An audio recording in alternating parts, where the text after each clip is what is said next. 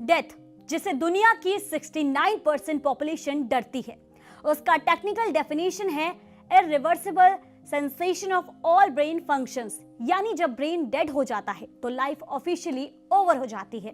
पर सोचो, अगर किसी तरीके से ब्रेन को रिस्टोर कर लिया जाए तो थ्योरेटिकली हम अमर हो सकते हैं।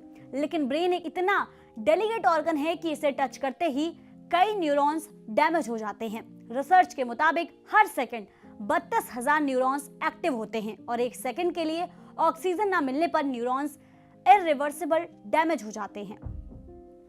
एक अमेरिकन न्यूरोसर्जन रॉबर्ट वाइट ने 1970 में एक शॉकिंग एक्सपेरिमेंट किया था। उन्होंने एक बंदर के हेड को दूसरे बंदर के बॉडी से ट्रांसप्लांट करने की कोशिश की।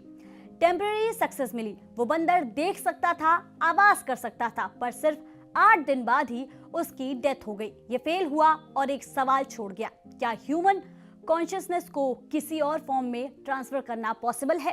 क्वांटम मैकेनिक्स के नए थ्योरीज ये सवाल एड्रेस करते हैं। कॉन्शियसनेस ब्रेन का ऑपरेटिंग सिस्टम।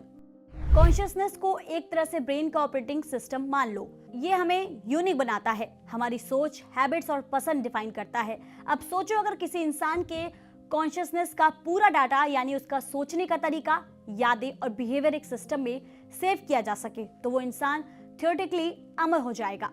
ये पॉसिबिलिटीज प्रूव करने का क्रेडिट जाता है रॉजर पेनरोज को, जो ब्लैक होल की सिंगुलैरिटी का कॉन्सेप्ट लेकर आए थे। पर इसकी शुरुआत पेनरोज के जन्म से काफी पहले 1924 में लुइस डे ब्रॉगली के एक हाइपोथेसिस से हुई थी।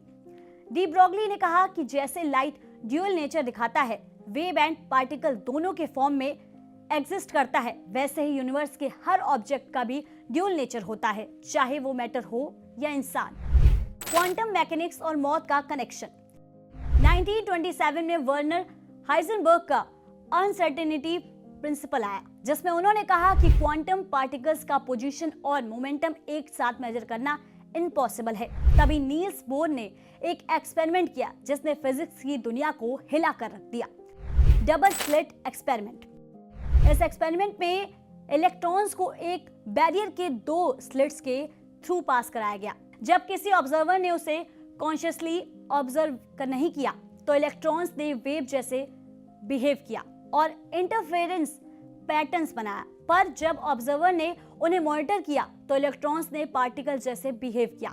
इसका मतलब ऑब्जर्वेशन का प्रेजेंस पार्टिकल से बिहेवियर को चेंज कर रहा था। क्वांटम मैकेनिक्स कहता है कि कॉन्शियसनेस मैटर और एनर्जी के डायनेमिक्स को इन्फ्लुएंस कर सकती है।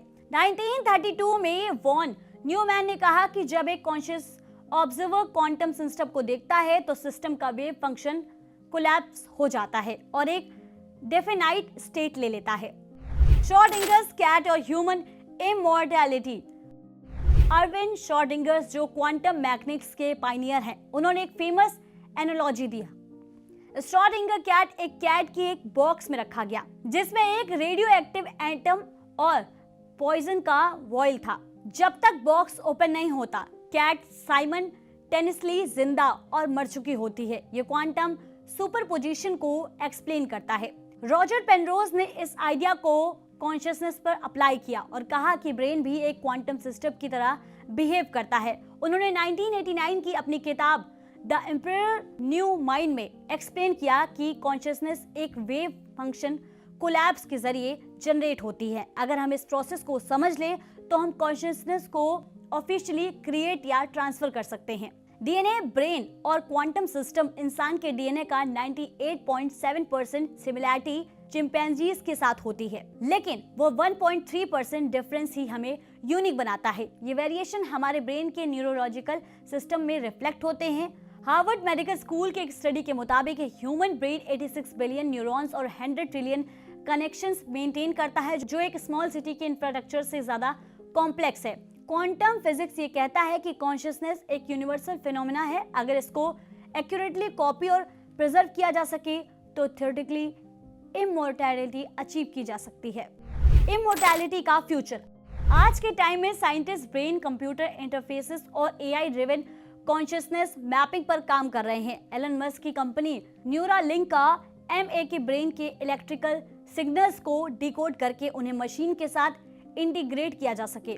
अगर ये सक्सेसफुल हुआ तो फ्यूचर में हम अपनी कॉन्शियसनेस को मशीन में अपलोड कर सकते हैं। 2023 में MIT के रिसर्चर ने एक ब्रेक थ्रू अचीव किया जब उन्होंने एक न्यूरॉन लेवल ब्रेन मैपिंग तकनीक डेवलप की जो ट्रिलियन लेवल डाटा पॉइंट्स को सही से कैप्चर करती है। इसका यूज करते हुए फ्यूचर में एक ह्यूमन कॉन्शियसनेस का डिजिटल अवतार रेडी करना पॉसिबल होगा। तो अब सवाल यह है कि क्या इमोर्टैलिटी साइंस के जरिए अचीव करना सच में पॉसिबल होगा? अगर क्वांटम मैकेनिक्स और कॉन्शियसनेस के बीच का ये कनेक्शन सही है तो शायद एक दिन हम मौत को भी हरा देंगे। फिलहाल तो ये एक फैसिनेटिंग आइडिया है जो फ्यूचर के पॉसिबिलिटीज के दरवाजे खोलता है।